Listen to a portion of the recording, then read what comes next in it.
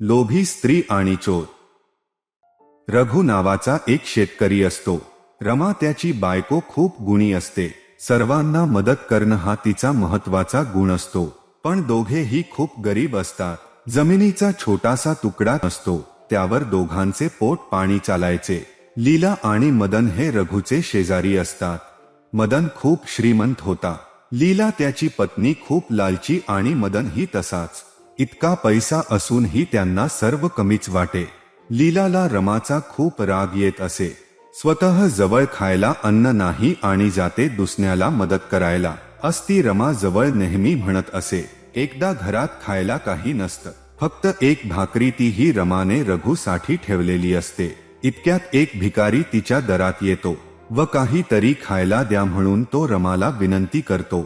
रमाला त्याची खूप दया येते व ती भाकरी भिकायाला देते. रघु घरी येतो. भुकेने तो खूप व्याकुळ झालेला असतो. तो रमाला जेवायला वाढ म्हणून सांगतो, पण रमा काय देणार. एक भाकरी होती, तीही तिने भिकायाला देऊन टाकली. रमा हे सर्व रघुला सांगते. रघुला खूप राग येतो व तो रमाला खूप मारतो व घरातून हाकलून देतो. रमा रडत रडत भटक राहते आणि एका जंगलात पोहोचते. इकडे रघुलाही आपल्या वागण्याचा राग येतो व आप उगाच रमाला घराबाहेर काढलं याच वाईट वाटू लागत. रात्र संपते, सकाळ होते आणि रघु पाहतो तर दारात रमा उभी असते आणि तिच्या हातात भल मोठं गाठोड असतं. तो रमाला आत घेतो व तिची माफी मागतो. त्या गाठोड्यात काय आहे म्हणून विचारतो. रमा ते उघडून दाखवते तर रघु ते पाहून खूप चकित होतो. ते गाठोड भरून सोनं असतं.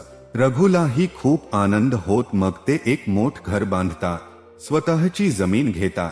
लीलाला व मदनला खूप आश्चर्य वाटत की कालपर्यंत तर यांच्याकडे खायलाही अन्न नव्हते आणि आज इतका पैसा कसा. लीला याचा शोध लावायचा ठरवते आणि एका रात्री ती रघु व रमाच बोलणं चोरून ऐकते. रघु रमाला विचारत असतो की तिला इतकं सोन कुठून भेटेल. तेव्हा रमा सांगते की ती रडत रडत जंगलात पोहोचली. रात्र झाली तेव्हा तिला खूप भीती वाटू लागली म्हणून ती एका झाडावर चढून बसली. थोड्या वेळाने त्या झाडाखाली चोरांची एक टोळी आली आणि ते सोन्यासाठी आपापसात भांडू लागले. इतक्यात रमाच्या हातातलं कपड्यांचं बोचक खाली पडलं आणि ते चोर भूत समजून सोन तिथेच टाकून पळून गेले. रमा झाडावरून खाली उतरली व ते गाठोड पाहू लागली, पण हे आपल नाही असं समजून ती ते घेत नव्हती की तिथे तोच भिकारी आला ज्याला सकाळी तिने भाकरी दिली होती व त्याने तिला सांगितलं की हे गाठोड तुझंच आहे आणि हे घेऊन तू घरी जा. असं बोलून तो भिकारी निघून गेला व रमा ते सोन घेऊन घरी आली. हे सर्व लीला चोरून ऐकते व मदनला सांगते व मदनला म्हणते, तुम्हीही मला संध्याकाळी मारा व मला घरातून हाकलून द्या. मीही जंगलात जाऊन सोन घेऊन येईल. मदनलाही ते पटत व तो लीलाला मारतो व तिला घरातून हाकलून देतो व सकाळी लीला सोन घेऊन यायची आतुरतेने वाट पाहू लागतो.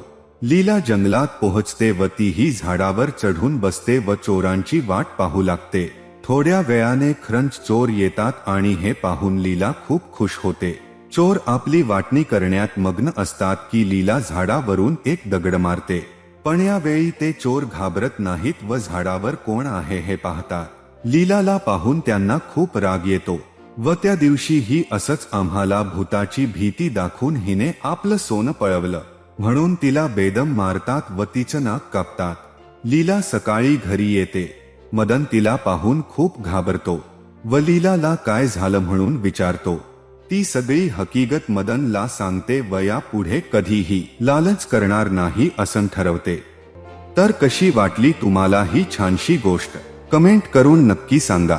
या गोष्टीला आपल्या इतर मित्रांसोबत ही शेअर करा आणि सबस्क्राईब करायला विसरू नका.